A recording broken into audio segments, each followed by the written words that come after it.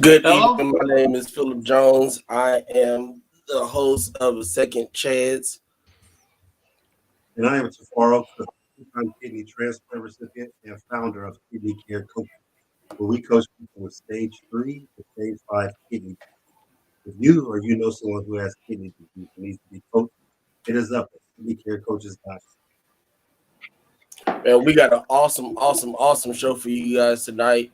The stars of Kidney Trails, Mr. Dwelyn Williams and Anthony Reed. How you doing, gentlemen? Um, Doing wonderfully well and exceedingly great. If it gets any better, I'm gonna go outside and dance a little bit and then come back in and join the show. I won't stay out too long. It's too cold. Oh, well, I'm doing good. Every time y'all do that promo, man, I get to start. I get to jamming. It's kind of like it's better than elevator music, and it takes me back to whenever somebody had that long voicemail back in the '90s. So, Right. I'm all good.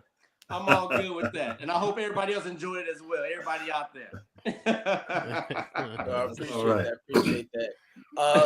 So let's go ahead and start off with the story of what I know Anthony has a little bit more different story than Dwelyn does. So let's start more or less from the patient side. Anthony, go ahead and let the people know who you are. Yes.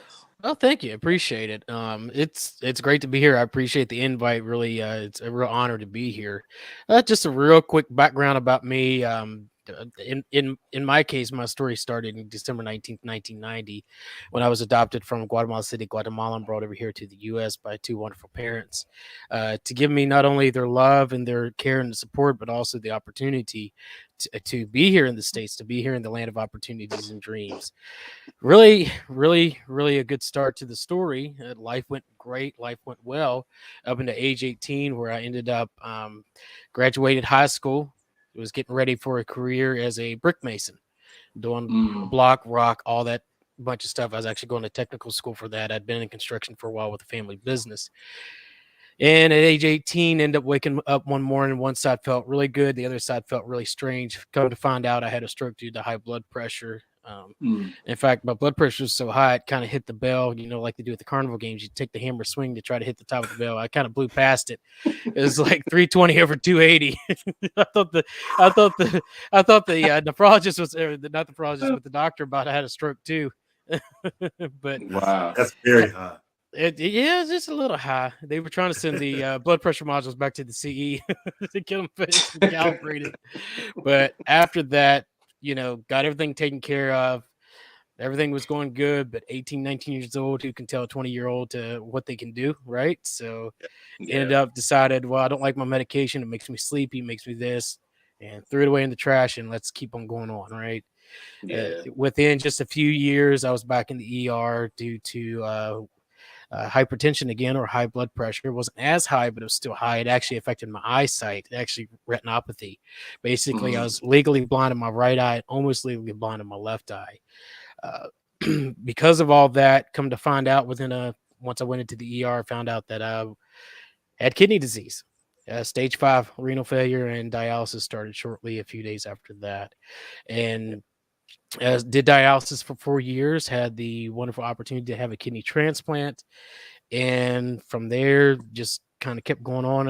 And, along that way from 2018, Dwelyn and I met at a meeting. 2020, KT started, and here we are today. That's right. Bravo. That's awesome. Let me ask you something real quick. What kind of dialysis did you do? I did home, or not home. Okay. Sorry. I did in-center dialysis. Okay. Hemo. Okay. Hemo. Yes, that's what I was trying to say. Hemo, not home. well, there's a lot going to hemo now. A lot of people doing home hemo. So I get Oh, yeah. Exactly. Man. How was your experience on hemodialysis? Let me ask you that. It was different. The biggest thing out of it all is I learned so much more. I took away more than I left. I'll put it that way. I took away more lessons, more things that prepared me in life for different things to get me to where I'm at today. In fact, I'll put it this way, and I'm one of the first ones or at least I've said this quite a bit. I don't regret it. I'm actually grateful for that experience. I don't look at it in a negative way. I'm grateful for that opportunity. I'm glad life chose me for that, because if not, I wouldn't be where I'm at today. So really grateful for that. Let me ask you that's awesome right there, man. I want you to talk about this. What inspired you to start KidneyTrails? You know what I'm saying? Was you sitting in the chair? That's what I Let's see. This goes. It's actually Dwelyn and I've talked about this quite a bit, especially when we first started. But it really started back in 2014. I'd started dialysis in 2013, 2014. I remember sitting in the chair, and what I was looking for now at age 16, I had started to be. My uncle started putting on those tapes, the Zig Ziglar, the Jim Rohns, the Richest Man in Babylon, the Acres of Diamonds. Yeah, self-development, self-help, all that stuff. And so I went looking for sort of self-help in the renal field when I was on dialysis, and there was nothing there. Literally nothing there. They had all the same thing that I was seeing everybody doing, the same thing, talking about phosphorus, talking about potassium, talking about all these other different things. And if I really wanted to know about that, I'll just ask the doctor or ask the dietitian, ask somebody that, actually has, that's working with me and knows my case.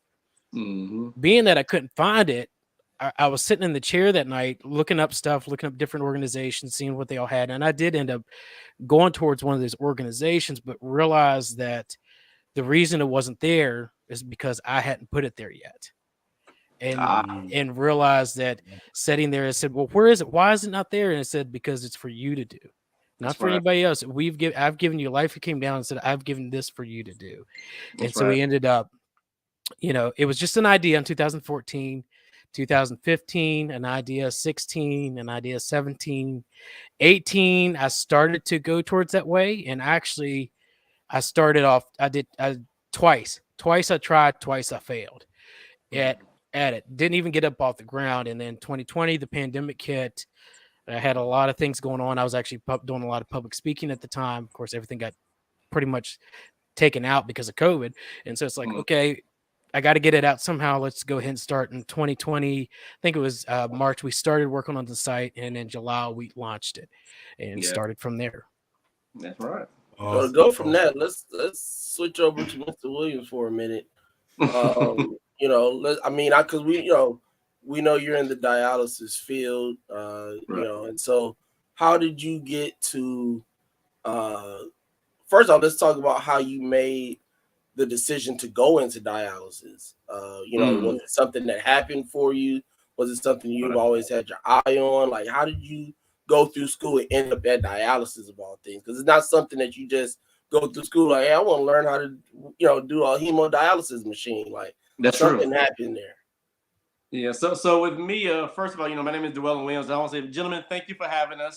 Like I said, you got the Bengals fans, and I see my Rams fans, so I'm a Panther fan, like I always say. But what started my career basically started like in the early 90s. My mother was diagnosed with ESRD, which is end-stage renal disease. And back in the 90s, not many people knew about dialysis. My mother did PD at home, which is peritoneal dialysis. She did manual exchanges. So like I said, those of us who are family members or friends, we were kind of ignorant to the fact. We just thought that dialysis probably was temporary. We didn't know the cause and effect of it. So I was always curious about why my mother always felt so sick, tired, depressed, and just going to her little shell. I remember also picking her up from her treatments and taking her. Me taking her, she hated dialysis.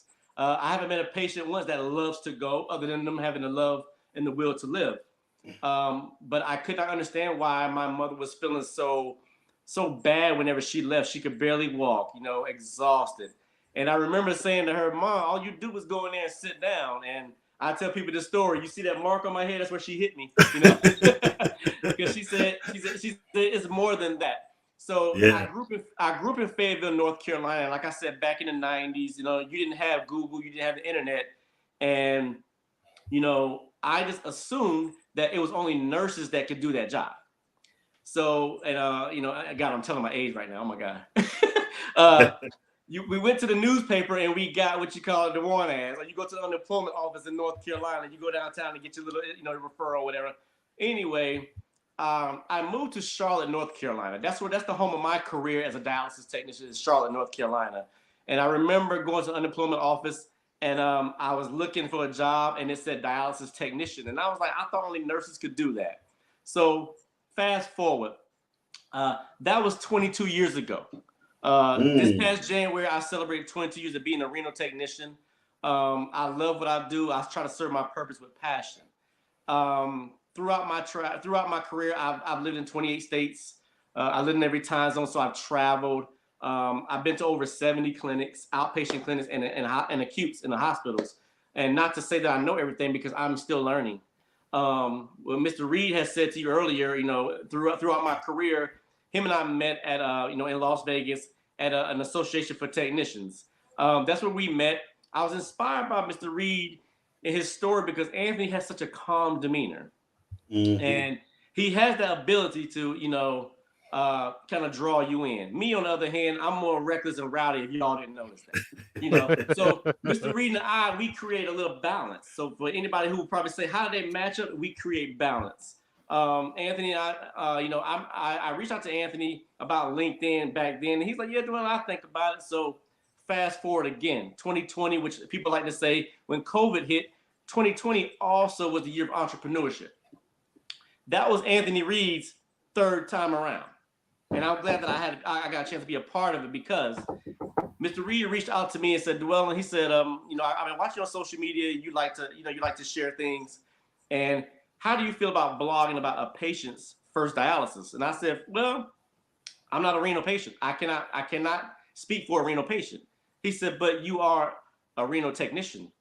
And I'll say, well, you know what? I've given patients their first treatment along with other technicians. Then it dawned on me, my mother was a renal patient and she had her first treatment.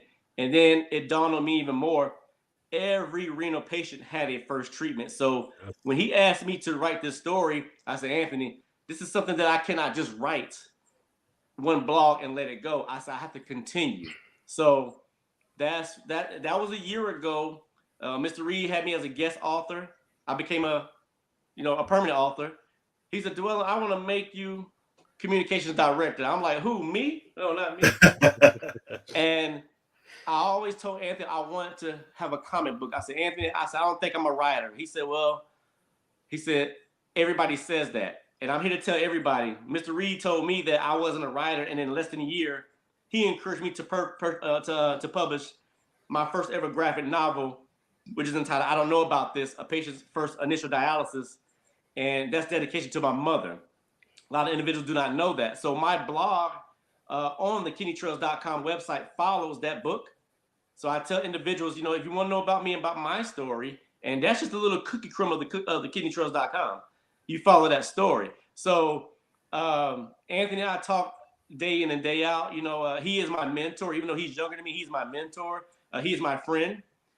He's been with me through thick and thin. I have these past few months. The way you see him right now, that's how he always is, and I value that, and it's a privilege to be alongside him. So that's where I'm at. And as you notice, you probably see my background in my post. We're gonna keep going, and I'm gonna let Mr. Reed get on that about where we're gonna go with that. Dwelyn, yes. that's an awesome story, man. But let me ask you a question. 23 years in the game, that's huge, man. Let me ask you this. Let's talk about this. Yeah. The evolution of dialysis. What have you seen from the start to begin to now? Tell us a little. Oh man. Okay, let me take you back to Charlotte. Whenever we had the bicarb jugs, on the machine. I remember the machine that looked like an Atari. It was before touchscreen. Now, there's probably individuals watching right now like, brother, I can take you back further than that. Which, okay. And when I started in January, I always call myself a millennium baby. And I'm gonna share this. I was making $8.75 an hour, and I don't know too many honeys that was checking for a guy that only made $8.75, but I didn't care because I felt in my heart that I was doing something that I like. I remember a young lady told me, she was one of my preceptors. She said, Dwelyn, how do you like this? I was making packs, when you make catheter packs or needle packs. I said, I like it. I like it. She said, and this is to piggyback off what you all said and what y'all all can relate to.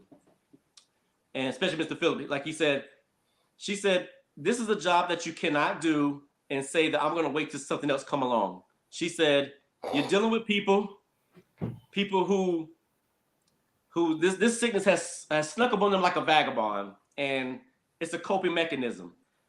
These individuals have been on this machine longer than you have been in your career. They are someone's mother, someone's father, someone's sister, someone's brother, someone's child, someone's grandchild, someone's grandparent, someone that they hold dear. And she said, you always have to, look at them as your own. And that's what I've always done, and I always continue to do. Every patient I see my mother's face. And my mother even told me, just be yourself. She said, because they're gonna know if you're truly sincere and passionate about your job. Right. So 22 years in the game, man, and I'm gonna tell you something. Redenbacher said it first, and he said it well. You find a job you love, you never work a day in your life. And anybody who has worked with me, they know that I love what I do. That's 100% awesome, man. That's right awesome. There, man. That is probably one of the truest statements that I've ever heard from anybody. I've heard that statement. Let me pat myself on the back, brother. Man, I appreciate it. Thank you so much. Hey, man, we appreciate you too for joining us today, man. Because for a long time, even before I got into what we're doing here, I've been keeping up with you guys and respect you too. Thank you. 100%. For what you do for not on the dialysis side with Dwelyn, but also on the patient side with Anthony, and being able to attach both ends, attack both ends of that from a professional side and a patient side, which is very important because, like we talked about before, it's not a one-sided thing, right? I mean, a lot of people think I just need to listen to my doctor. No, you need to listen to yourself too as a patient. Mm-hmm. You have to pay attention to yourself. You have to pay attention to your health. I brought this up earlier in the interview I did earlier. So you have to be able to be your own advocate, and you have to learn yourself. Exactly. Because you may get in a situation and you need to know the answer to this question. It's not a 100% thing that you'll always have that very thick file that's in the computer system at your hospital, because you may be 5 states over at a different hospital, and they're like, hey, are you allergic to any medication, or can you take this and can you take that? And if you don't know, and they're just like, well, we need to give them something, so they put you in a worse position. So the work that you two do on a daily basis is phenomenal, and we appreciate the work that you put in. I know you have not only KidneyTrails, but you got your own regular jobs as well that you do, and so to put that time in outside of your own personal work life is admirable. So thank you. I know Mr. Cook got like 15 questions over on his Hey, bring them. I'm gonna get back to it. Bring them on. I'm let him get back to it. I'm gonna hold my questions for you. Go ahead, Mr. Cook. That's why we're here, man. We're here for people to listen and for you all to talk. Let's do it. Let's get it. I want to go back to Anthony just real quick. Anthony, you was about to express self-development with KidneyTrails. Can you tell us a little bit about the self-development and the mission you guys are on? One of the things we say is conquering the unknown territories of kidney disease. And when you think of someone that has kidney disease, it's more than just kidney disease. It seems like it engulfs them, but there's so much more things that they're dealing with other than that. You're dealing with financials. You're going to be dealing with a negative mindset on all reality, because it's a negative thing that's going on in life. You're going to be dealing with some different things. You've got worries of, how your life's going to go. Are you going to make this appointment? Maybe even time blocking, stuff like that. It really comes down to the only difference between me and someone that may not have dialysis is that they don't have dialysis, but they've got other challenges in life. This is just another challenge. And so when it comes to what we do, especially when I'm writing my blog, I bring out the lessons that it taught me. I want the lessons to go for anyone, whether they're on dialysis, whether they're maybe someone that's been diagnosed with cancer, maybe it's somebody that's maybe lost their job, someone that whatever it may be, because there's really no difference other than we're each facing different challenges. And one of the things I'll say here is an individual asked me, I'd say a couple of years ago, said, Anthony, how in the world can I relate to people that are on dialysis when I've never been on dialysis? And I asked this simple question. I said, the question I have for you is, what challenges have you had in life? You're much older than I am. So there is challenges. And because of that, you have more wisdom. I said, so if you look through the eyes of that challenge, you can help somebody. And I said, yes, it's more relatable when somebody's actually been there and done that on dialysis, but there's other things that you have that they need. And it's more than just all the medical terminology, all the medical things out there. Let's bring this down to real life. Okay, they're having trouble with financials. Do they have a financial plan? Now, have we gotten into that? We're getting into that later on down the road. We're working on that. Is it something about the mindset? Now, one of the things that I do know, and I've talked to people that has had cancer. I've talked to people that's been diagnosed with some other life-changing diseases. And we all have agreed that 99% of the battle of those is right here in the mind. If we don't get this straight, we're not going to get this whole body straight. That's And right. so that's kind of where we go with the personal development. That's why we say conquering the unknown territories. Everybody's all worried about everything else when you're really forgetting everything else that individual's facing day to day and day to day, day in, day out, day in, day out. I mean, both of y'all have been through dialysis, and I'm sure y'all can attest to that as well. Yeah, those challenges are real because, I did dialysis for over a decade. I did 6.5 years of PD, manual PD. Then I did 5.5 years of hemo. And you're right. And that's good that you hit that because it's the emotional side that people don't see. They just think you sit in a chair and get stuck and this A, B, C, D. That goes back to Dwelyn. The question I had for you was, how do you feel, and want you to explain this? It seems like sometimes the patients become your family. How would you know what I mean? Because I love my techs, when I was on hemo. And I mean, they were special to me. That I knew when their birthday, I come in and give them a gift for their birthday. And when somebody wasn't there, they was on vacation. You end up starting knowing their family and stuff like that. So talk about that. Talk about it's like a family annex, if you will. Oh man, do we have enough time? I mean, we're gonna have to do a part 2 to this. I mean, I mean, I can go on about that. And it's funny that because when you work an outpatient, you go either Monday, Wednesday, Friday, TTS, or Tuesday, Thursday, Saturday. Yes, TTS. And there are you can. Oh my God, I'm stuttering.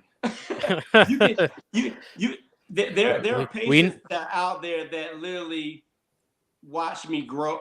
I know a gentleman that taught me how to tape. Okay, he taught me how to tape his access, and I'm not trying to discredit my preceptor, but he taught me how to tape better because he knew what he liked for his arm. Okay, so now I tape that way till this day. I remember that gentleman's name. I won't say his name. I want to violate him, but I remember his name, and that was 22 years ago. Right. So I've also met patients that, and I hate to say patients, I met people, individuals, who helped me grow, who taught me my job, the skill that I use to this day, who taught me life lessons, which Anthony has brought to my attention. That you were taught life lessons. They're beyond family. I mean, there's some that I look like my mother, that treat as mother. Or and especially the gentlemen who are my age and that are men, because they can relate to the men a little bit better about certain things. Yeah. So and that's something that a lot of people don't want to talk about because I can't really speak about a man being on dialysis, but men go through issues as well that they don't feel talking about to women. I mean, let's just keep it real. And it's an honor for a gentleman to say, "Hey, Dwelyn, I got a question." I'm like, "Man, what's going on?" And then when they share that with me, oh man, it kind of takes you back. And I don't care how broke you are, it pays you with a reality check. You start thinking like, that could be me. What can I do to help this person, et cetera, et cetera. Anybody who knows me, especially, I tell a story whenever I was in Anchorage, Alaska. Let me tell this story. How I am right now, that's how I'm in the clinic. I laugh and joke, whatever. I'm gonna be me. That's me. I had a gentleman tell me, he said, Dwelyn, you're the reason why I come to dialysis. I said, man, shut up. I said, let me get your blood pressure. He said, no, man, I'm serious. You know, and I could talk to him like we were just joking. He said, no, man, I'm serious. He said, when we're sitting out there in the lobby, he said, oh, we're talking. He said, we're talking. He said, and your name pops up. Now, I'm not trying to brag or nothing like that. I want you to hear me out. He said, when we hear you laughing, he said, people say, I wonder, is he in my section? So I'm listening to him. I'm like, no, you ain't thinking that. He said, hear me out. He said, you make the day go by fast. He said, remember this. For you all, the clock, it goes by just like this. He said, for a renal patient, 1 minute seems like an hour. He said, so whenever you laugh and joke with us, he said, you treat us as if we're not on dialysis. I said, well, I look at it as a job then. Now I look at it as a profession. So I looked at my job as, come on, man, let's do this. Sit down, let me stick you. Let's get to running. Let me change your oil. Let's watch TV. Let's watch Price is Right. Let's watch Jerry Springer, the Food Network, because those are the three channels. And sometimes we would play cards. Sometimes I would even miss my break because, you know, I like to run my mouth or whatever. But he said, Dwelyn, that's the thing. He said, you made it feel like it was no different than me being at home or hanging with my friends or whatever. And then I'm going to tell you something, you know, this gentleman, he was a little older than me. He almost had a tear in his eye. And I had to think for a second. That's when I realized how I come to work, how I present myself, how I represent myself, the things I say, my body language, how I deliver, all of that. It affects how a patient's treatment is. That's true. I learned to leave my problems at the door. People will always say, why are you so happy? I said, look at that person in that chair. You want to sit over there? And I'm going to tell you the truth, man.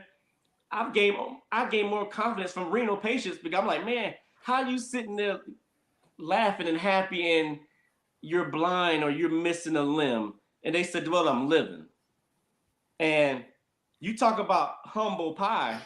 There's so much ingredients that go into that humble pie, you know. And so I always say that Anchorage, Alaska was my birthplace of me realizing that it wasn't my job, it was my profession. And for someone to tell you that they're the reason why they live, which I think is safe to say, oh man. I mean, that's heavy. Think about it. Someone told you you're the reason why I live. Or, you know, like I said to y'all earlier, I have not met one renal patient that loves to come to dialysis. Anytime you have to do something because you have to live, and even though it's still a choice, you can't enjoy it too much. I figure, why not be a clown whenever I'm at dialysis and make them a happy person? Why not? And it makes I feel it makes a big difference when you do have you know, that affectionate, you know, attitude and stuff. Because when I was in dialysis, I would take people's wheelchair and clown. They'd be screaming at me like they was my mama. Give me that wheelchair back, boy. Because I was young. I was in my 20s at the time. You know, I started an exercise program in dialysis because I owned my own fitness studio at the time. I hear and that. So I had people doing wheelchair exercises and all types of things. Do the spinning with the legs. I had them doing it all, man. So and like you said, it carries on and it's affectionate because you could even see when somebody loved their tech or their nurse, they would light up when they saw them come in the door, because it's almost like a family member, like that. Like you said. You know what? I always tell people. I think it affects a renal patient's blood pressure because I agree. I agree. 9 times out of 10, and you know, knock on wood, I've never been admitted. But anybody who has been to the doctor's office, they was like, "Man, my blood pressure was fine until I got here." And I would come across renal patients, they was like, "My blood pressure's so high." I said, "You must love it here." I said, "Is it my cologne?" Is it? So I would try to ease the pain. You know what I'm saying? I was like, you know, I remember telling a young lady who was blind here in Phoenix. I said, ma'am, are you legally blind or do you see silhouettes? She said, I'm legally blind. I said, well, baby, I'm gorgeous. She said, oh, boy, you probably ugly as I don't know what. You know, so you know, anything I can do to take these individuals' mind off of dialysis as much as I can, still while giving proper care, correct care, I'm going to do it. You know, and that's just my personality, man. You know, I mean, you know, I wouldn't say take it or leave it. You don't have to do nothing because I'm going to be me. That's it. That's it. Let me tell you And what you confident in did you. right there, Dwelyn, was save someone's life. Yeah, man. Yeah. It's not something that we want to think of, but in a sense we have Right. to. What you did was save a number of people's lives, because we know as adults, as a patient, as a dialysis tech, Yeah. that depression is real when it comes to Yeah. this dialysis thing, right? It's real, really real. It's an issue that a lot of people deal with when it, and not just dialysis, but just Right. in general, right? Yes. Somebody at that center at one point in time, and I hope I'm completely wrong, Yeah. but somebody at one point was in a position where they said, I'm done. I don't want to do this anymore. I'm tired of fighting. I'm tired of getting up, coming to dialysis in the morning. I'm tired of getting on this machine. I'm tired of having to waste all my days because I'm tired from being on this machine. I'm going to take these next 10 days and do what's on this little bucket list I got here around the city. Right. And I'm going to go out here, and just go out. I go out. Yeah. But because you were able to just put a smile on someone's face and give them something to look forward to the next day, the next 2 days, the next 3, they look forward. Like you said, nobody enjoys going to dialysis. Yeah. I mean, shit, I don't have to go to dialysis at all. My machine is right here. I hear that, brother. but I tell people this all the time. Do I hate getting on it? Of course. But I'm blessed and grateful to be able to be on it. Yes. It's just a difference, from like, man, F this machine. And what you do, like, that's being ungrateful because, like y'all just said, at that time when like Mr. Cook started, you started, it was manual dialysis. Yeah. And I hate manual dialysis with a complete passion. Like, listen, when I went to I had to go to the hospital recently, right? Mr. Cook, I had to go to the emergency room for this cough that I'm dealing with, right? And went in Sunday, sat there all day, emergency room. They sent me upstairs, admitted me and everything, and wanted to do a CAT scan and everything. Mm-hmm. And they were like, all right, well, we're gonna keep you here, so we're gonna do your dialysis and whatever. Mm-hmm. I said, okay. She said, I said, did you already put the order in so they could bring the machine down and stuff? Because I didn't want to be 11, 12 o'clock at night. I'm sitting there trying to put this goddamn machine together. I'm tired as hell. Yeah, and exactly. She was like, oh no, we're gonna do a couple manual ones because we want to do some tests. And I was like, oh hell. The thing about it is that and that's a complete different manual, right? So like manual in the hospital, the nurses and stuff do it, right? Or the dialysis tech do it for you. Yep.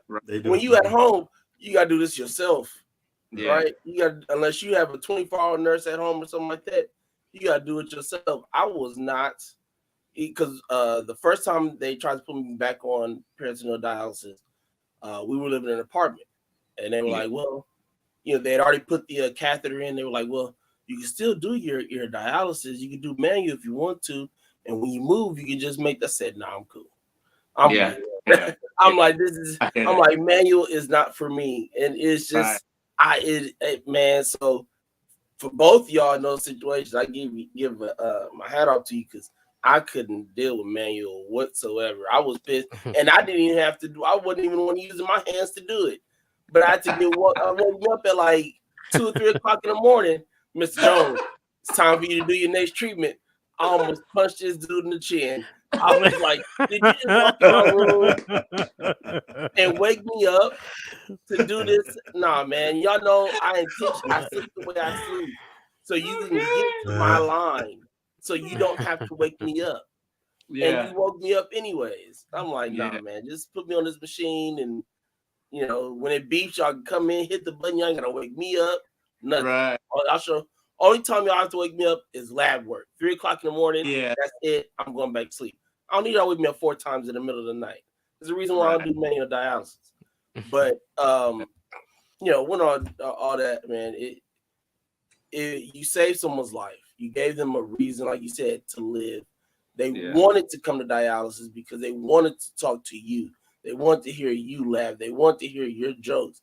and you gave them that reason to say, all right, time to go to dialysis. It might have said, I'm only going because I'm going to go see Dwelyn, but they were still there. They still made that fight to push to get there, right? Yeah. So, God bless you, man. I appreciate you and everything that you do. Yes. awesome, Well, I appreciate awesome. But I mean, we like I say, and it wasn't me alone, because I know when I was in Alaska and pretty much everywhere I go, I always find me that buddy that I laugh with, and then what I learned, this is what I learned, and I'm sorry, we can get back to it, but like, I learned when renal patients see you're happy, it makes them happy. And it makes a difference whenever you and your coworkers get along. Nobody has to steal the show. Nobody has to steal the show. It's not all about that one person. It's a team effort. And I try to bring that positivity, as much as I can. And, and like I said, it's all about the team, and it makes I'm gonna tell you the truth. When I don't care how late you put people on, but if they can see that you all work well together, from what I noticed, renal patients are like, you know what? Hey man, take your time because y'all work well together. It's like a show to them as well. It's better than TV, Yeah, and they feel like they're in good hands. That's the thing about it right there. Yeah. A lot of patients, they have anxiety when they come in, and then if they see somebody new and stuff like that, they're apprehensive. You know what I'm talking about. They see somebody new, they're like, he ain't gonna stick me, he ain't touching me. You know just what I'm talking about. So it's the apprehension, the anxiety. But when they see you guys as a nucleus and working together, everybody feels comfortable. They're like, okay, we're in good hands. Yeah. I feel good, because there's a lot of false information that goes around in dialysis centers too. People haven't even been in one, and they hear these, oh, don't do this. It's gonna be like this. It's gonna be like that. But when they go in, they see somebody like yourself. They're thought like, oh man, it's not as bad as I thought it was, because they think it's a morgue when they walk in. Until they do it, then they go, okay, maybe it wasn't as bad as I anticipated it to be. Right. So, let me ask y'all a question. Let me ask y'all a question for a second. I whenever I came up with this story, I don't know about this, and when I published this graphic novel, the reason why I did that was because I wanted to take people inside the clinic without violating HIPAA. And I'm going to tell y'all something, and I can brag on this. And me and Anthony talk about this all the time. Whenever we publish this graphic novel, it's not about the money. It's about me putting the story out there. And I'm going to tell you, gentlemen, something. I got the best reward ever. I had a renal patient here tell me she Hispanic descent. She said D because she really couldn't say Dwelyn. She said D come here. She said, and her husband bought her the book off the website. I didn't sell it to her. Just so y'all know, I didn't sell it to her. But she said something so powerful to me. My work is done. She said, and I quote, "My husband now understands what I'm going through because he can see the pictures." So can you all imagine everybody listening to pick up a book or graphic novel, whatever, and can tell someone close to you or your loved one and say, "Hey, you want to know why I'm feeling the way I feel? Look at this." And it's not about dialysis alone. It could be about any job.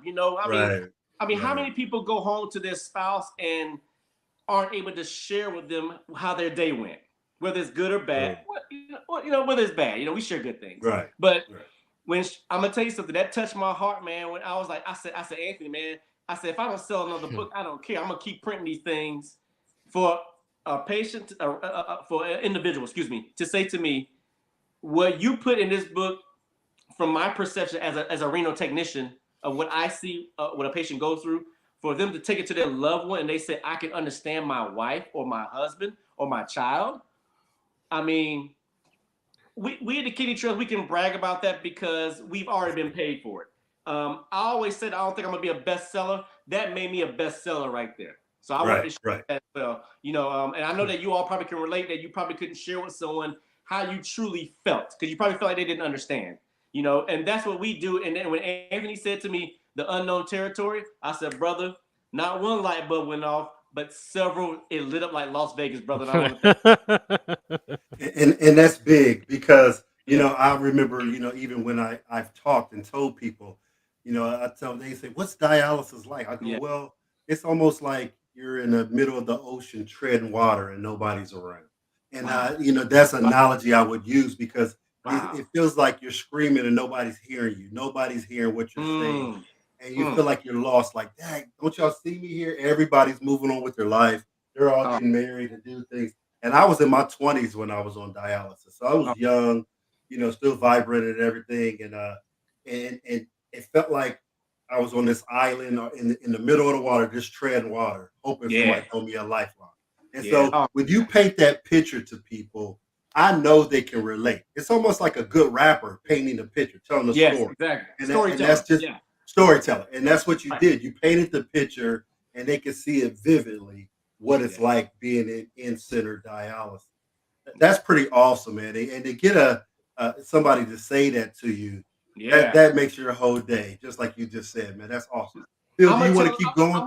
I'm gonna tell them the next podcast I'm on too. I'm gonna tell the same story. Phil, do you want to go to commercial or you want to keep going? Yeah, we'll go to a commercial real quick and then we'll come back and wrap up. All right, play that music, fellas.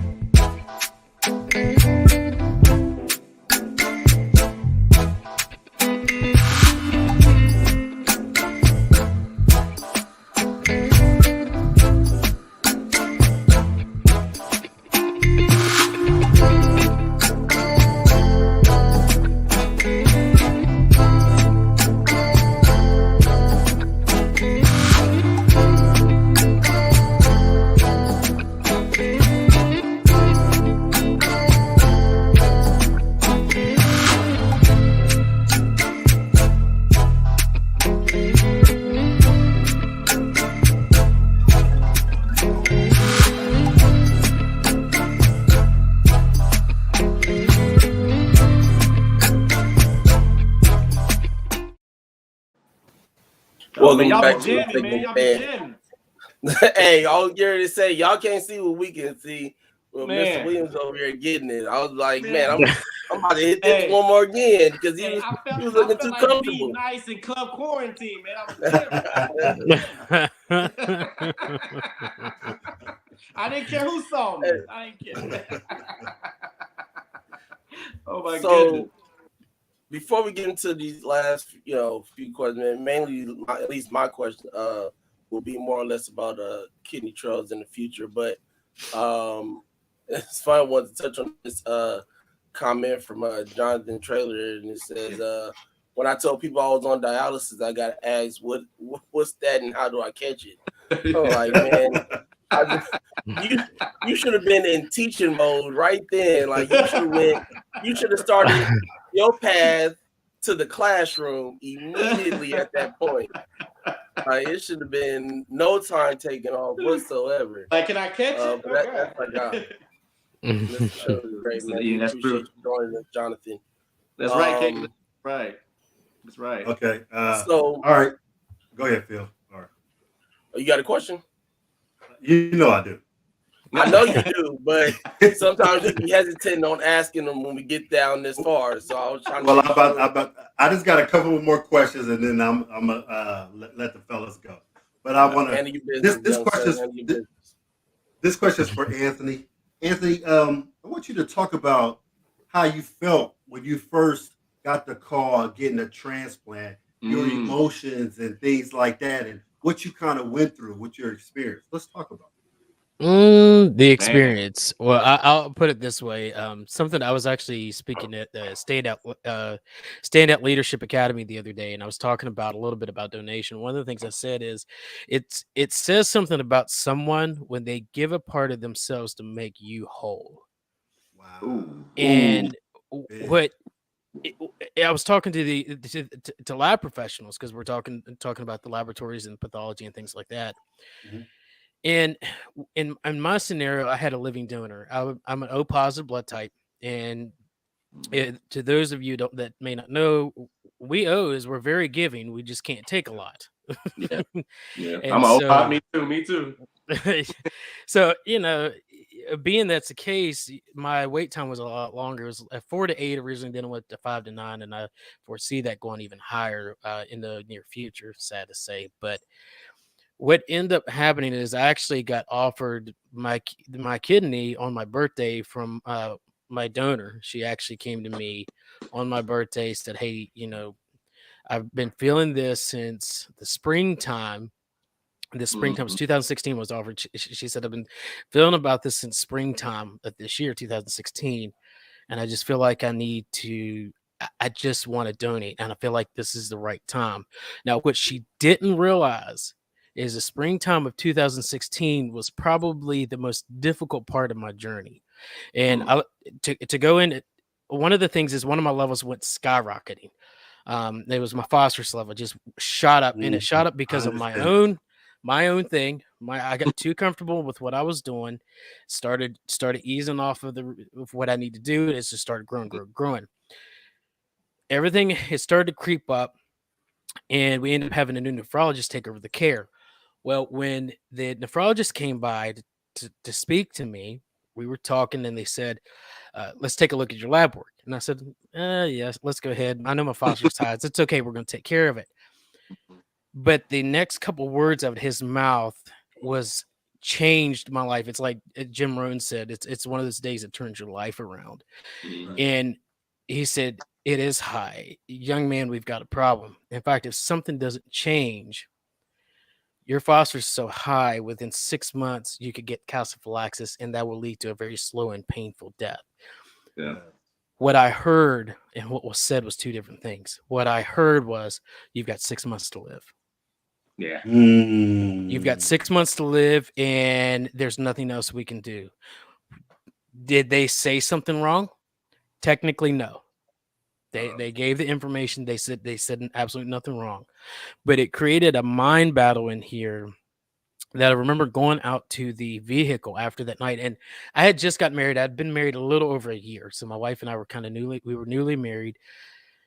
And taking this news, I walked down to the truck, and I got in there, and I grabbed the steering wheel, and I lost it emotionally, physically, mentally, spiritually, every which way, because it was like everything that I had done to try to defeat, to keep up the good mindset, all this thing, it was just crashing in. There was just, it seemed maybe hopeless to some. It was one of those moments that if you're going to throw in the towel, you're going to throw in the towel with this.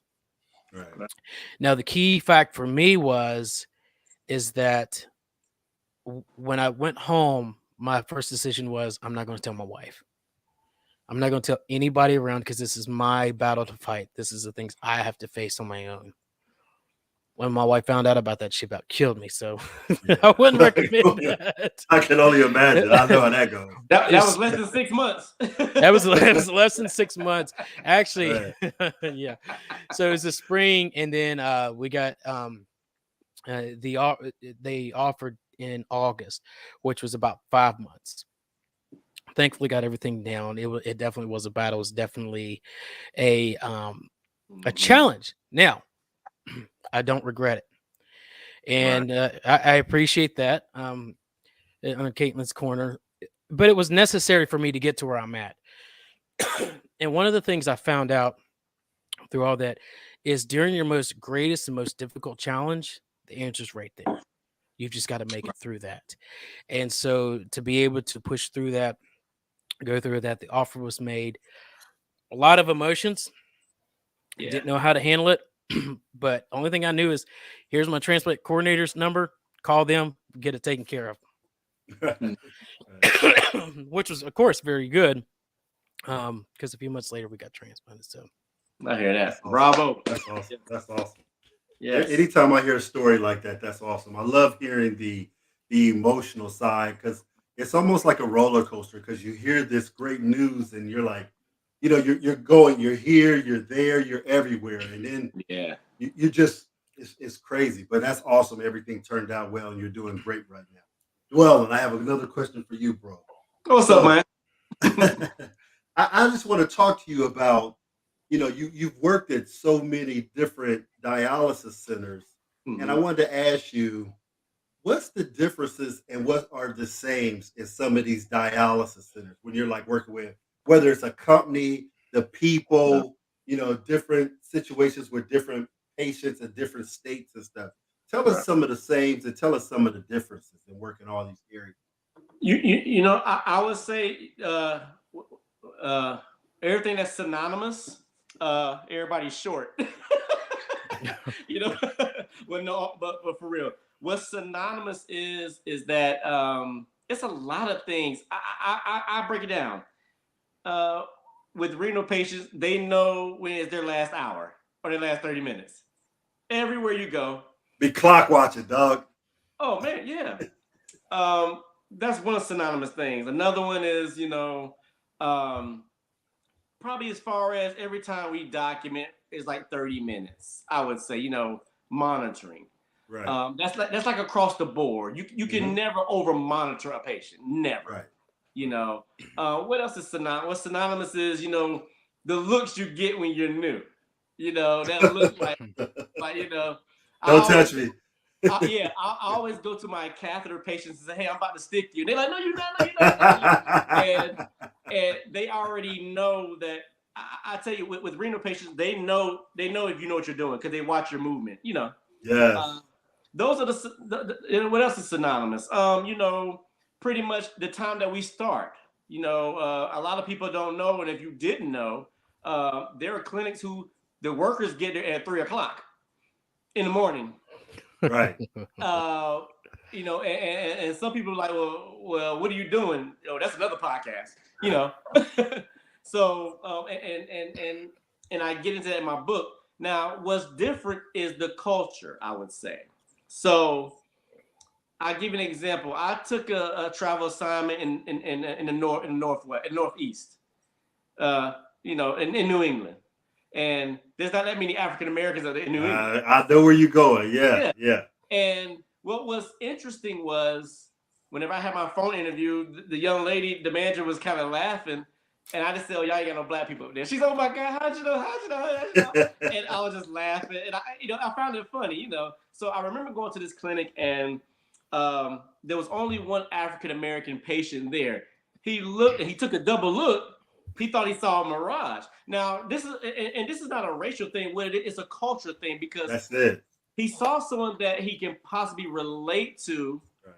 And not that he could not relate to the individuals that were there. For the individuals that were not African American, they assumed I was just a doctor. So, and like I said, it's a culture thing, and like I said, it's not a bad thing. It's a learning experience. Yes, sir. And now, when I open my country mouth, oh my goodness, some of the things that I would say. I mean, I remember an elderly lady who she had earphones like you did, Mr. Cook. She had her plug into the TV, and the nurse was talking to me, and she was doing like this, leaning to the side, and I saw her and she moved it because she tried to fool us like we was looking at TV, and she was talking, and I said, "What are you doing?" And she jumped, But the reason why I say this that is different is because with culture, these people welcome me with open arms. One, they never seen an African American gentleman that was a technician, and that's okay. Right. It was a learning experience. They love to hear how I talk. They welcome me with open arms, and that's the benefits of traveling. And so when you say when I go to different places, what's synonymous are the things that I say, but what's different is culture, and that is grand. Because I lived in every time zone. I lived in 28 states. I've been over 60 clinics. Woo. And so I'm very, and not bragging, but it's just that, good judge of personality. And I don't know it all. I'm still learning. That's a lot of experience, man. That's awesome. That's a lot. And there are people out there that have more, and right. To answer your question, no matter what company I was with, every company I've worked for, they value the patient's care. People always say, don't work for that company, don't work for that company. I don't know one perfect company. I don't know one perfect clinic. But what I do know is be the change that you want to see wherever you work at. And I'm going to tell you something. Don't work at a company. Don't work for them. Work with them. Right. I possess an entrepreneurial spirit. So whenever I get hired with a company, you know what I say? I want to treat this company like it's my own, and I want to represent myself well, first and foremost, and I want to represent you. That's what we teach at the KidneyTrails as well. So I go in there with that mindset, and therefore, when you say what's synonymous, what's different, it's culture, lack of leadership, or good coaching or lack of coaching, but we all are improving. That's awesome. As a technician, I can safely say this about all technicians: majority feel unappreciated. And what I try to do is try to encourage them as much as I can. And I know an abundance of technicians who love what they do, because they always say, "I love my patients, but I don't feel appreciated," whatever the case may be. You know what I'm saying? So that's why we're having these talks right now, to hopefully motivate them and tell them that, hey, it's going to be okay. Keep doing what you've been doing. It's going to get better. We all are short. That's one thing that's synonymous. But we've always been short. We've always been short. But I would like to let everybody know that you are appreciated. My team that I work with now, that you're appreciated as well. And so I can go on and on about what's synonymous, what's different. I mean, I will say this. Let's talk about blood pressure with some renal patients. Some run high, some run low. Some will say, "I'm fine." Some says, "I'm fine with that." So you just learn so much. I mean, it's so many things we could talk about that with that synonymous and that's like, I mean, it's like minor details. A lot of the water rooms are different. A lot of the clinics are, well, yeah, they are, yeah. Hey, I can't help it. and a lot of the layouts of clinics are the same. And then a lot of them are different. So, that's how you learn your momentum and you build your agility as being a technician and moving around. So, I mean, man, we can talk about this all day long. And that's the reason why, I write what I write, is because it's endless content. Right. It's endless content. And I even touch on that in my story. I don't know about this. I go deep into it. I mean, not trying to plug, but I encourage people to read that, and they can be like, "Oh, ain't nothing wrong with a plug." Hey. Right. But I love what Caitlin said. Caitlin's corner. She said, "Attitude is everything." Yes, and I think both you gentlemen have great attitudes, about everything. And I work with Phil almost every day, and I think he still has the awesome attitude. Even when he's down, he's still trying to move the needle in the right way. And I respect him for that all the time. I'm always on there. "Hey man, how you feel?" He's still moving the needle in the right direction. So, hats off to Phil, going through what he's going through and still fighting a good fight, man. I respect it to the fullest. Salute to you, Phil. We salute you, brother. For sure, for sure. Hey, man, I appreciate y'all because y'all keep me going every day to be able to see, y'all make me fight to get back to where I was at one point. To make a bigger job. I know the change will be a lot bigger once I can get that transplanted. I could do a lot more things and be a lot more effective. So for the time being, I'm just I'm doing what I can while I can, where I can, and keep it pushing. But please believe me, you three gentlemen, Jonathan Traylor, Jared Brown, a number of other people, Alex, Bella's, the number of people that continuously, all the time that are always, checking on me, making sure, things are good on this end. And I appreciate you all 100% for being in my corner and helping me, because I can't move this needle by myself, even if I try to, Right. So, I don't think none of us can by ourselves. Right. It's going to take a collective effort. It doesn't seem that way sometimes, especially when you're looking at subscriber numbers or things like that, right? And it's like, well, this channel has 3 and this one got 1,000. And you like, well, we work together like every 2 seconds. What's going on here, right? So but it definitely takes a group, collective, family effort. And that's why I call the transplant community a family. Especially in the sense of we can't get through this by ourselves. Right. And not all of us have that support family to call, and when I say support, I mean like that immediate family, a cousin, a brother, a sister, to help you get through that. So you need people like us or surrounding transplant community people like Dwelyn and Keith Edwards, that are in the dialysis world that don't mind being that shoulder to cry on or talk to when you're in those situations and get them to keep going and keep stepping.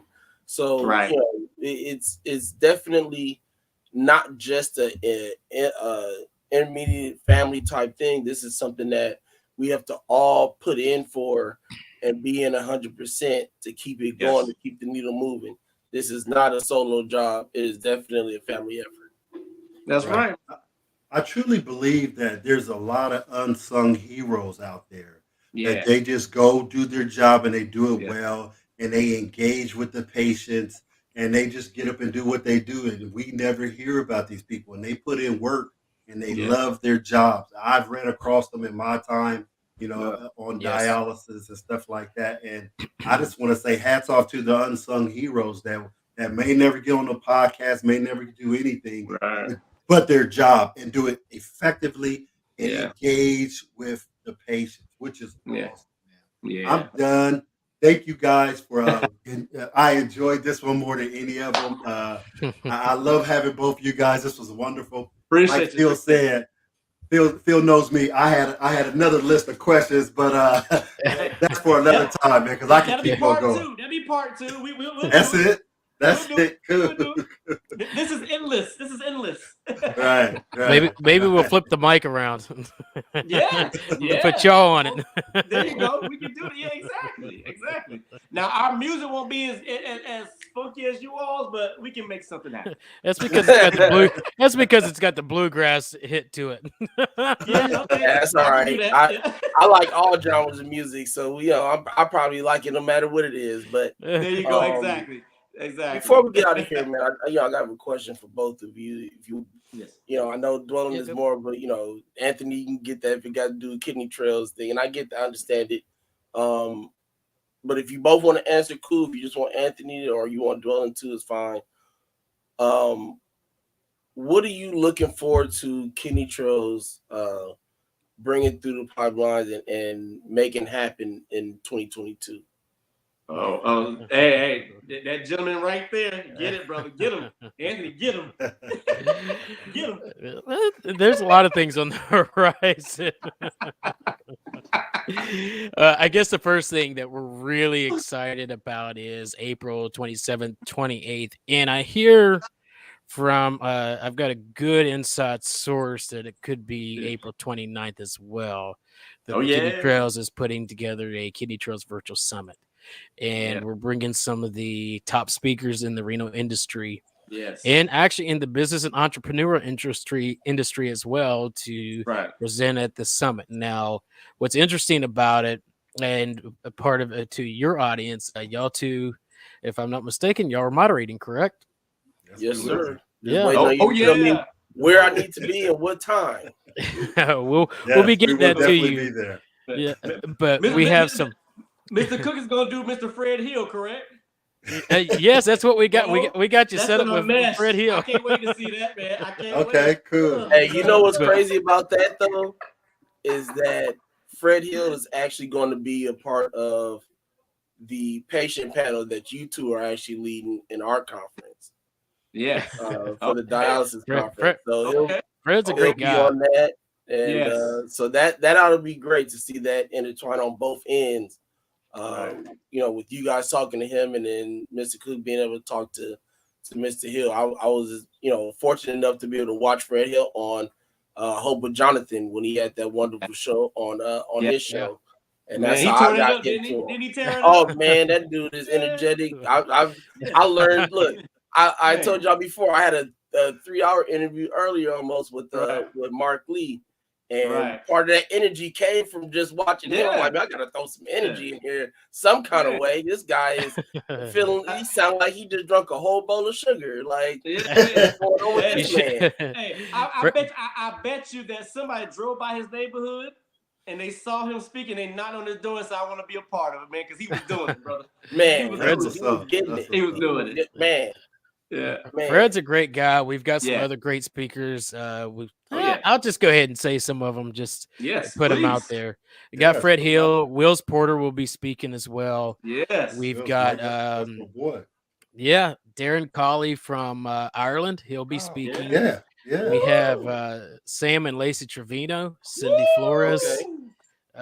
We've got some phenomenal speakers, and we got the spicy one, Alexandra Rosa. We got. They coming with the heavy hitters. They coming with the heavy hitters. Spicy. Hey, how we start? They add some spice to it. Oh yeah, they bringing it. They are bringing it. Yeah, I mean we're really excited about this because it's bringing into the many conferences and summits that both Dwelyn and I've been to. This is, as far as I'm aware, one of the first of its kind to bring just the patients to the very forefront, not bringing in a lot of the medical stuff, because we need to hear it. I don't want to say patients, but we would need to hear it from the real life experiences. But also that third special day is for new nonprofits, new businesses, new entrepreneurs, people that are that may be a patient, that may actually be on dialysis, that want to start. It's to give them the information that they need to be able to start that new nonprofit, be able to start that new entrepreneurship, that information to start that new small business that they've always dreamed of. They just didn't realize. They thought that dialysis was going to stop everything. No. We're going to bring you the information that you need to be able to start all that. So we're really excited about that. We're excited about the KidneyTrails Summit that's coming up in April. I can tell you, look for it in the near future. We've got a podcast, a very special podcast with a very special guest that will be launched very, very soon. You'll see some. You're gonna see some different moves from that. We're really excited about that. We've got some new authors that are coming on board that will be publishing books for them as well. So just a lot of things in the fire right now that will be coming very, very soon. You'll start seeing announcements all over the place about that. Some more Instagram lives, more podcasts, just a lot of things going on right now. And I want to say that, I'm here to tell everybody, be a guest author for us. If you think you're not a writer, I'm gonna tell you like this. I'm gonna say it loud and proud. If you post on social media, if you journal, if you text, if you document your job, those 4 things, you're a writer. And when you post on social media and you say whatever you say, or whether it's a quote, whatever, you just gave away some free knowledge. So what we say is, why don't you be a guest author for us and put it on our platform, and then we'll take it from there. Yeah. I mean, there's always that. We'll help you. That's if people want to get more involved with KidneyTrails, that's a good way to do it. right. You know, and you never know where it could lead. It could lead to an author. It could lead to an actual be part of the KidneyTrails Press, where we say making your story valuable one word at a time. I couldn't write until Anthony talked to me, and now I wrote a book. You had a book in you, and he pulled it out. That's awesome. Yeah. You know what's funny though is that when Anthony said podcast and special guest, Dwelyn sounded like an 8-year-old girl that just saw his because he was like, y'all don't even know what's coming right now, and he was man. I could tell it's holding him down, it's weighing him down because he want to say something, but he couldn't. He was like, Anthony ain't said nothing, so I can't even talk about it right now. God damn. That laugh came out, and I said, yeah, he knows something. Okay. I'll give this a little hint. It has something to do with Central America. Ooh, that's good enough for me. That's all we got to. It's got something to do with Central America. I'll put it that way. That's about as far as I go. If I get any further, who knows what might have to fire myself. You go any further,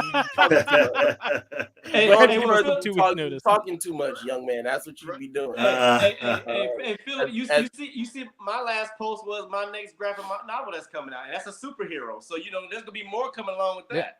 Yeah, duck a little bit, Dwelyn. Move over to the side or something. Show him the full picture. Oh, yeah, I'm definitely waiting on that, man. I just told him, I said, awesome. Comic-Con, all them, definitely. I mean, it's worthy of that. Yes. I mean, I say anything on that level. Some people they want to start small and move their way up, which I understand. You don't want to have that rejection so early if you try to go so high and they like, yeah, you ain't there yet. If you work on it, you can get there, right? But like I told you before, man, your work is. I wish I had those skills. And Mr. Cook all the time, man, you getting better. You doing it. I'm like, man, look here, I do enough for us to get by. Man, Phil be killing it. I want to say this. I'm sorry, but I call myself a graphic novelist. I'm not the graphic artist. My graphic artist is Tori Harris with Ignite Designs. Tori Harris is a renal patient. Oh, okay. He is my artist. I met Tori Harris in Orlando, Florida. He's from the Bronx, New York. And I'm gonna tell you something. He told me this. He said, Dwelyn, all you do is gotta give me a picture and a story, and I produce whatever you want. Take a look back there. And I'm gonna tell you something. That's all right. I'm gonna blow the whistle. I'm working on 10 different graphic novels, and they're all about superheroes. Because you're a superhero, that's why. Well, we all are. We all superheroes, But I'm working on 10 different stories, and we're gonna have them on the KidneyTrails website. So, what a great way to start off African American History Month is to put out these graphic novels. Yeah. And we have March, which is National Kidney Awareness Month. I mean, and I'm just giving you cookie crumbs. Y'all don't know what Anthony got in store. He's the David. Anthony's over there, the mad scientist, huh? Anthony's the David Copperfield of the kidney world. I mean, it's like I live by this saying: I'm gonna get where I need to go, even if I gotta drop you off along the way. And I'm so glad that I'm in the car with Anthony Reed. Hey, you know what? Anthony sounds a lot like me. He likes to hold things to himself to the last possible second, right? And then say something like when I found out months ago that we were gonna have D Moore and Ollie Dawson on from the UK, like months ago, and I told Tifiro, and I'm sitting here and I'm like, I want to say something so bad, but I'm like, but I don't want to say it too early, and I'm like, I'm just sitting there waiting, and that's when I had to finally say, you know what, and then even when I made the announcement about the first 2 weeks, which was Artavius Veazey and Alex, right? Those first 2 weeks. Yeah. I actually did it for the whole month. Yeah. And then I was just sitting here for like 2 days, like looking at it. And I had to bind my hands together to not push enter. And because I was like, I want to send it. So I want to post it so bad. But I couldn't. And that's when you do Easter eggs, Philip. Yeah, Easter eggs. You gotta keep your audience guessing. That's right. Teasers. Well, the one thing I'm going to keep to myself. Yeah, there you go. There you go. That's right. I'm gonna let one out, and I'm gonna keep one to myself. How about that? There you go. Do it. Do it. Do Phil it. can't hold nothing in. Phil can't hold I nothing. can't. It hurts me can't. because I be so excited He can't. sometimes. I'm not gonna lie to you. Well, we don't want you in pain. We don't want you in no pain. Let it go, brother. I'm gonna walk around here for the next 3 weeks like I feel like a crackhead. Like I gotta say something. I gotta open my mouth and say something. But no, you know, our 1 year anniversary is coming out for a second chance, which is March 1st. And, Congratulations. Congrats. Appreciate that. Definitely. And so that week we'll have a week of different shows that week. It won't be our normal morning shows that we normally would have called Let's Talk. We're gonna have our regular show. We're gonna definitely try to keep it still minimized time wise. Right. So March 1st, if you've ever watched Motivational Mondays, Jennifer Ford, who's done that, will be our guest that day to give her story. Right. March 2nd, we're going to have a all women's panel. Oh, that's going to start off National Women's Month and Kidney Month. There you go. There you go. That is going to be that's what I'm looking forward to, honestly. I know that's right. Yes. We're gonna have Sharon Simpson Rouse from kind of awesome person. Yeah, exactly. Through. Oh yes, she is. We're gonna have Mr. Cook's wife, Camille Cook, coming through as well. Oh, you're gonna bring it in. Nashonda Larimore from Save 1,000 Lives is gonna be joining us as well, and then Erica Nicholas, who is the producer of the documentary Let There Be Life that both of you guys have been on before, will be on that show as well. So and then March 3rd we'll be having the Spicy Alex Rosa will come through and join us with a presentation. Hey, familia. That day. And so March 1st, I got a surprise. I'm gonna keep that one to myself. That's gonna be our end of that was WrestleMania. That was WrestleMania. What you just it was. I'm glad you feel that way because I know I'm bringing some punches. That's good. That's good to know. I appreciate it. But yeah, I'm really looking forward to March. I'm not sorry, March 1st. Well, March 1st too, but February 28th, which is that Monday. Right. Really looking forward to it. It's gonna be a crazy. Those 2 weeks coinciding with each other will be crazy because the 25th is our conference, right? And then the 27th we'll be having our good friend Shell Allen that'll be coming through to tell her story. She just got her kidney transplant, man. Yep, just got her kidney transplant. August of last year, I believe. So we're very excited to have her come through. She hadn't had her spotlight time to tell her full story. She joined us for the dialysis roundtable that we did a month ago, but she hadn't had her "This Is About Shell" moment show with us, and she definitely deserves that for all the love and support she gives a second chance for sure. So definitely want to we're gonna bring her through, and then like I said, the 28th is going to be that's what I'm looking forward to for sure. So man, you gonna bring it. Y'all gonna bring it. Oh, we trying. We definitely trying. But definitely y'all gonna bring it. Definitely looking forward to having you guys on with us to thank you host this patient panel for sure on our dialysis conference, as well as join you for your summit in April. Please definitely keep us informed on what date you need us for, whether it's same day, different day, whatever the case may be. If you need us for the third day, however that goes, like I said, just you got our contact info, and we do. We're there wherever we need to be. So again, man, we appreciate the both of you. If you have anything else you want to throw out there, man, have at it. If you got some last words, wisdom, or what you want people to take from it, have at it. Bring it, Ant. Bring it. Bring it in. I would say this: no matter where you're at in life, no matter what type of challenges you're facing, it's just a challenge. It's there for you to learn from. It's there for you to take from, to apply it to your life and become a better person, become a better you. It's something that was put there for your purpose. And each one of us don't face the same thing, but we face similar things, and we're able to take that and to be able to go forth conquering and to conquer. So I would encourage anybody out there, wherever you may be in your lowest moment, you may be in the lowest valley in the mountain, and you're like, it's not worth anymore, it's time to stop.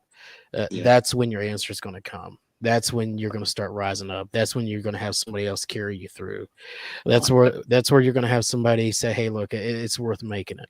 So wherever you're at in life, I encourage you to keep pushing on. And as I like to say, you're always one step closer to the next peak.